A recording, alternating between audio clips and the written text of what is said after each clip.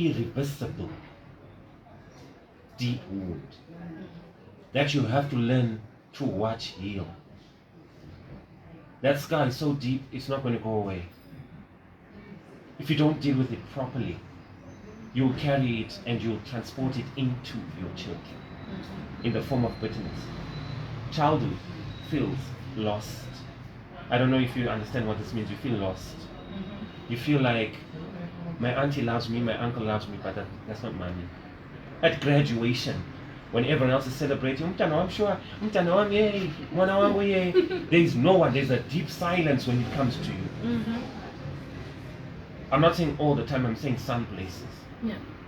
I'm saying sometimes you feel like people don't have your back. If mommy was here, she would have your back. Let's say you succeed, and now you have money to build houses even for people. You will never have the experience of building mommy's house or buying daddy a car.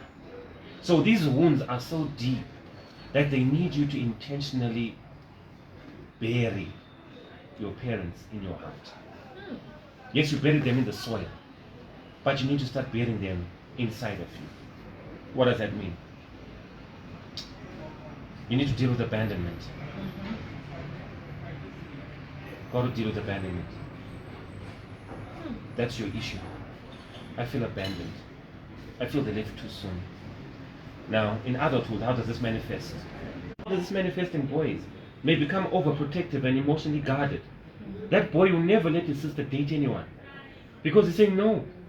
You become so overprotective, not only of your siblings, even of your friends. If you see your friend is going into danger, you don't let them choose no more. You rather fight the danger on their behalf because you've been wired to protect. You are always on protective guard. Girls, this manifests this way. They may seek fatherly protection in partners or fear attachment. You know what? This guy is wrong, but he's available. She'll go and plant herself in such a toxic relationship that you can see it's toxic. And you're trying to pry her from that, and she just can't. Because I'm safe here. Or she can never do the one knee thing.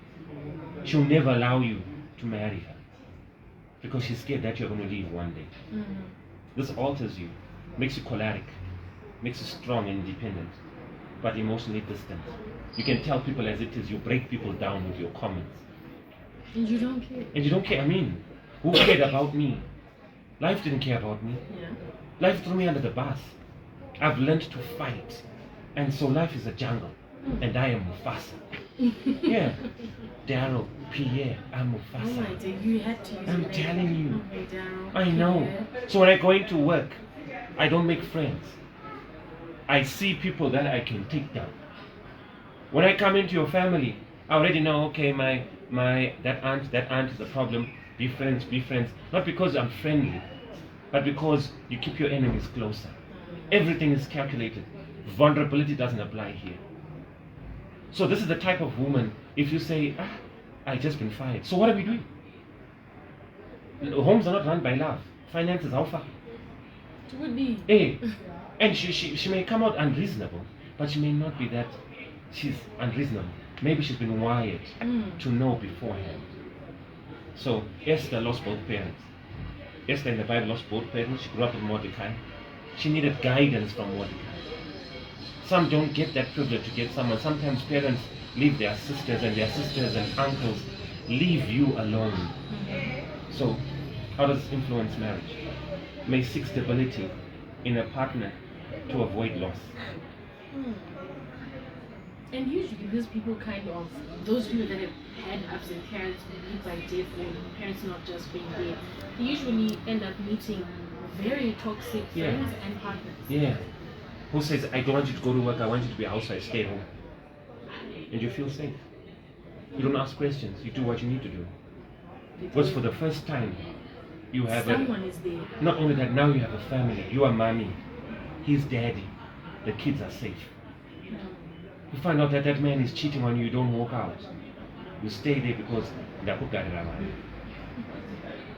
and now you create this thing in your head.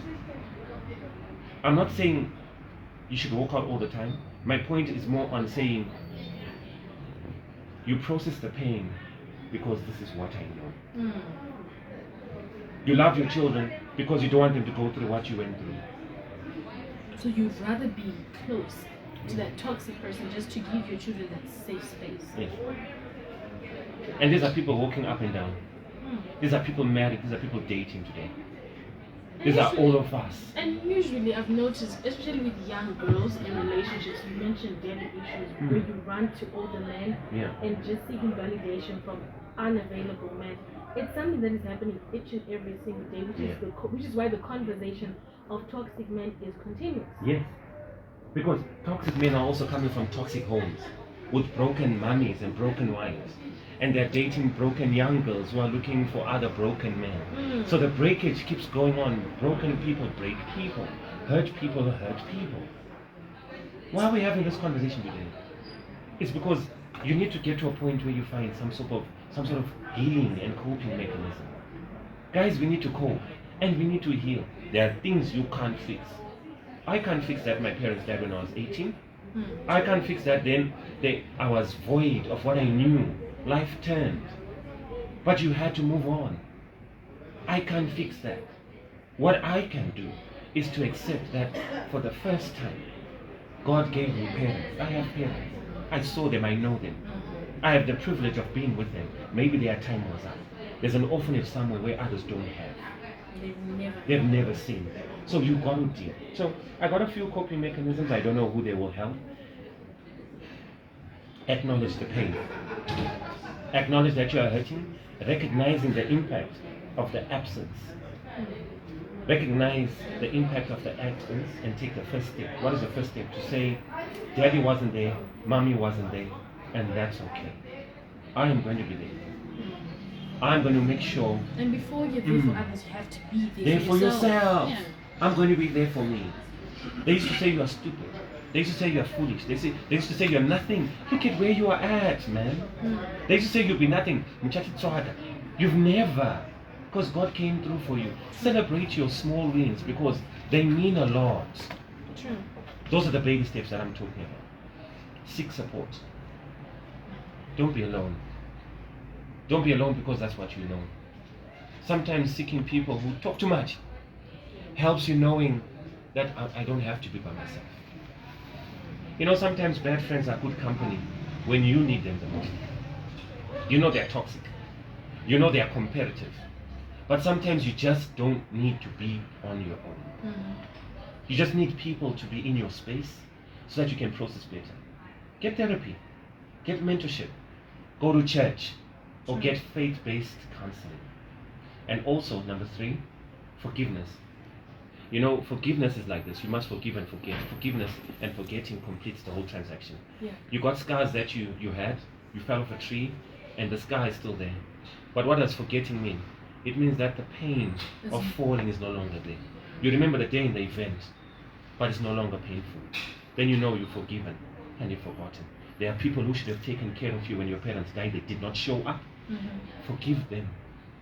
They could have done better, they didn't.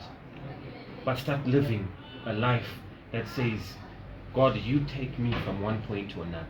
I can't do it on my own. I love what you just said when you talked about how there's so many scars we look at and like, oh, I remember this. Yeah. You don't really It's no remember. longer painful. It's not painful. Yeah. It's not. But if it's painful, it hasn't healed. You need a bandage. You need to see a doctor. And also, develop healthy attachments. Not every attachment you should attach to. Just because you need a friend, and just because that person says they're your friend, doesn't mean they're your friend. There are some times where you should say, my friend, I love you so much, but I gotta leave you. The highest level of love is to let go of you. Your toxicity reminds me of my trauma. You're a good person, but we're just not good together. Be willing.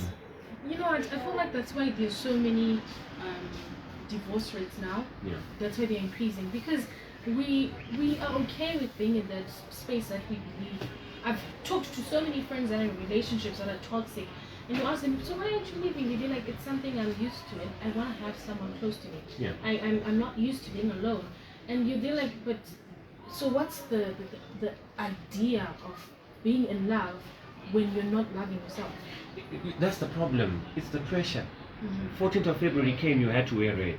You had to get something. You had to. But the bar was high. You see, those who are in love and not doing it for the day and are doing it for woohoo that they love, they will buy a car, put it in wrapping, whatever, and the truck is passing through here, and you got chocolate. Then you start feeling pressure. How come others got a car and I don't? I only got The chocolate. levels are different, and the love is different. There are people who got flowers and chocolate, and they were beaten up that night. True. But in front of everyone was like, "Hey, Akudiwa." Not sure What good. happens That's in the what house they is say. different. And here I'm speaking to you as a person. I'm speaking to the inner you when you are in your car, when the doors are closed. Who are you? You've been pushing that relationship by yourself and you know it. And funny enough, you deep down, you know. You know it. You know when But you are going for counseling. You're about to do Rora. You're about to get married to a man that has been breaking you and doesn't see you. And you are asking God to bless you in holy matrimony. You're asking God to change the person that doesn't want to change Yes. themselves. And then let's flip it. I'm asking God to change that person, but I am carrying pain from my childhood and I'm about to break that man with the pain that I'm bringing to this thing.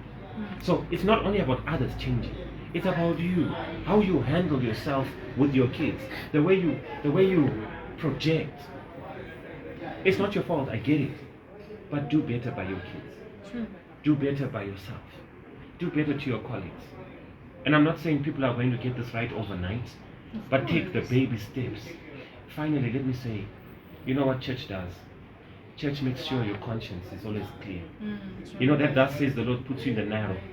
You can't do this. Don't you know better? Yeah. Don't you know that men don't hit women? You are accountable to church. So please be accountable to someone. True. If it's not if you have plans and you got a good friend, and these are things that you want to do, I want to talk better. I want to think better. I want to think before I speak. I want to go out more. Be accountable to someone who will say, "Hey, I haven't seen you." And you say, "I was in my room." No, we're not doing that anymore. Someone to take you out of what you know. True. That toxicity has become normal because we're tired of fighting. Yeah. But there's a fighter in all of us. Then someone says, "What do I do? I'm already in it. I'm already married in it." You can be happy. Be the contagious happiness where you are. Anyways, it is 2 o'clock. It's time for the news. Thank you.